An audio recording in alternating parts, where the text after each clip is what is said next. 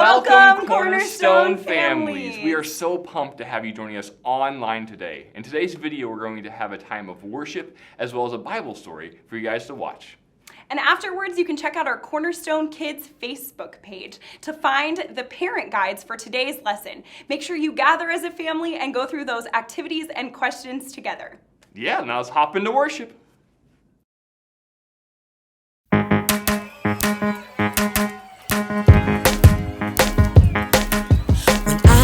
Scared of what I don't know, when I'm afraid, thinking I'm alone, you remind me that I still belong.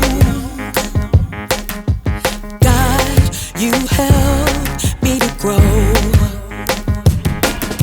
When I am scared, I don't feel strong. When I'm afraid, something is wrong, you remind me that you're in control. You teach me to know I am learning. You make me so courageous. You make me curious. There is so much you have given, so much to explore. You're teaching me I'm gonna be a better me.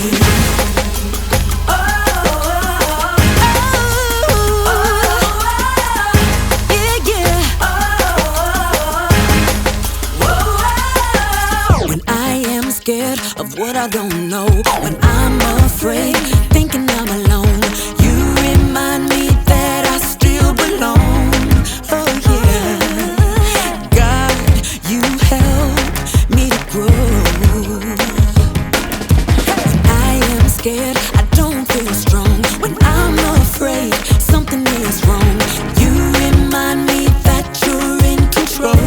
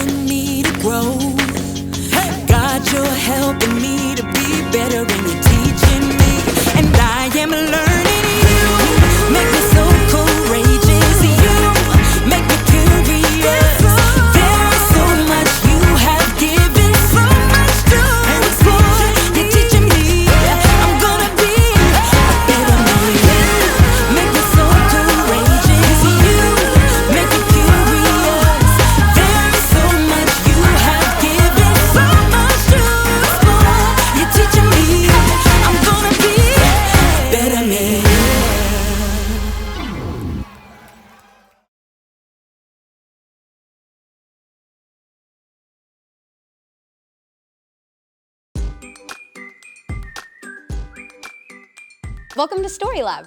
This week, we're talking about knowledge, while we take a look at the story of some wise guys who went on an epic road trip.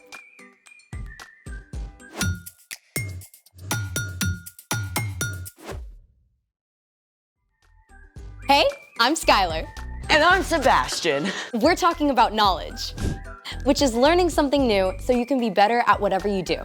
I want to know what's in this box. So do I. You mean you didn't wrap it? Nope.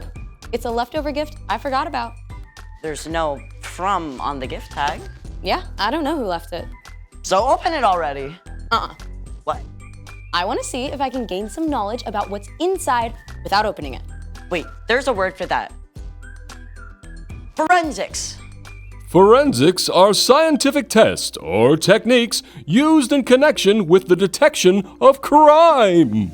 Wait, this isn't a crime scene. But it is a mystery. Where do we start?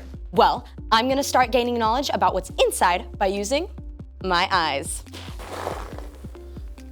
It's wrapped perfectly, and the handwriting is kinda swirly. So it's from a girl. That doesn't mean it's from a girl! Handwriting challenge!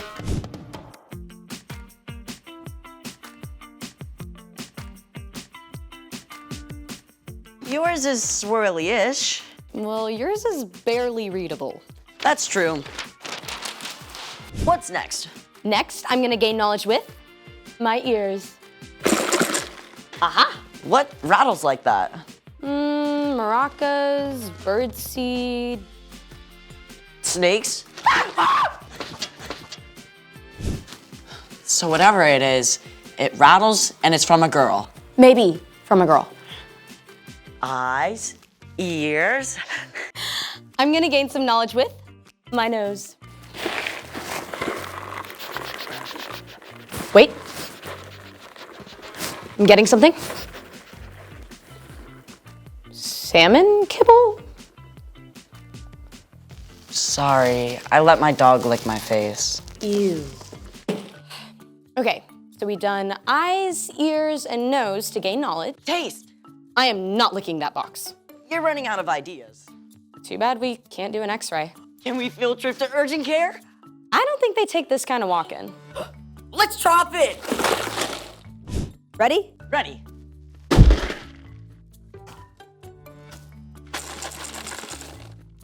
Same rattle as before. Rattles, maybe from a girl. Doesn't smell, doesn't break. What's next in our search for knowledge? Heat it. Heat it? What's that gonna do? I don't know. I think it's time to up our experiment game. And I think it's time for... The story before the story. Today, we're in the first book of the New Testament, Matthew. But before Matthew, in the very beginning, out of deep love, God made an amazing world. But when people turned away from God, the world was broken. God made a plan to draw people back to relationship. So at the right time, God sent a tiny baby to be born in the small town of Bethlehem, God's very own son, Jesus. Which is where our story starts.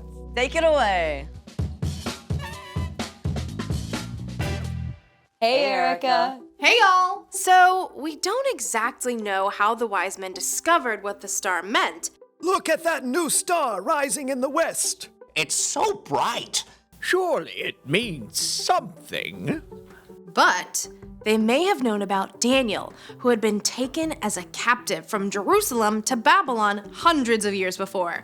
Daniel had been an advisor to the king and would have shared the Jewish scriptures and promises from God with his fellow advisors. Look here. In the Jewish scroll of Numbers, A star will come from among the people of Jacob. A king will rise up out of Israel. A brand new baby king. Whether the wise men figured out what the star meant from ancient writings, or God spoke to them directly, they did not waste time in doing something with their newfound knowledge. The wise men packed up supplies and gifts and set out on what would have been an epic road trip across the desert. They followed the star for months or even longer, over ancient roads and through steep mountain passes. At last, they arrived in the city of Jerusalem. where is the child who has been born to be King of the Jews? We saw his star when it rose. Now we've come to worship him. Word of these exotic visitors quickly made its way to King Herod at the palace. Now, Herod had been appointed ruler of Judea by Roman Caesar, but the position was not secure. The last thing he wanted was some upstart new king to challenge him. So he called for the Jewish priests and teachers of the law. Where's this Jewish Messiah supposed to be born? In Bethlehem. How do you know? The prophet Micah, your majesty. He says, "But you, Bethlehem in the land of Judah, are certainly not the least important among the towns of Judah. A ruler will come out of you. He will rule my people Israel like a shepherd." Oh, well, I see. Have these, wise men come see me, huh? Keep it on the down low. The wise men soon arrived at the palace. King Herod asked to know when the star had appeared and tried to put on a good face on his fear and brewing anger. I want you to go to Bethlehem for me. Search for this child and report back when you find him. Then I can go and, worship him. King Herod had no intention of honoring Jesus. In fact, he wanted to get rid of him. But the wise men didn't know this. They went on their way and were filled with joy when they saw the star again. It went ahead of them until it stopped right over the place where Jesus and his family were staying. Look, it stopped. This must be the place. I'll knock. The wise men were welcomed into the home by Mary and Joseph. By this time, Jesus was a young child, and the wise men offered him beautiful gifts of gold, frankincense, and myrrh. These were not your average baby shower gifts. In fact, these were the kind of gifts that would be given to a powerful king. It was just one more sign of who Jesus was and would become. At last, the wise men left Jesus to begin their long journey home. They planned to return to Herod as they had been asked, but thankfully, God spoke to the wise men in a dream and warned them not to go back to Herod. So, the wise men chose a different road for their trip home. The end. That Herod dude was a bad dude. But thankfully, the wise men got the message. When God gave them new information, they changed their plans. Just like when they saw the new star in the first place. Exactly. The wise men didn't sit around wondering. They took action to discover what the star was about. And their search led them to God's very own son, Jesus. So, what's our part in the story? Good question. The wise men traveled hundreds of miles over months and months to discover more about God.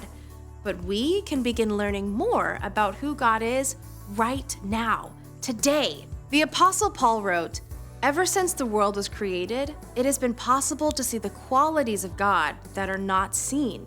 Those things can be seen in what has been made."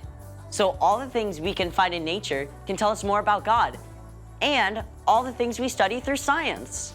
That's right. I mean, just look at a leaf under a microscope, or a bug, or a human cell. They are amazing. You will be in awe of what God created. Or go outside and look at the night sky. God made vast galaxies, millions of miles apart, filled with millions of stars. Our God is so big. So big. You can learn about God through the people God created too. Your classmates or neighbors. They're all made in God's image and show a little bit of who God is. So stay curious about everything. Yeah, and ask a lot of questions. You got it. There is no end to what you can discover about God.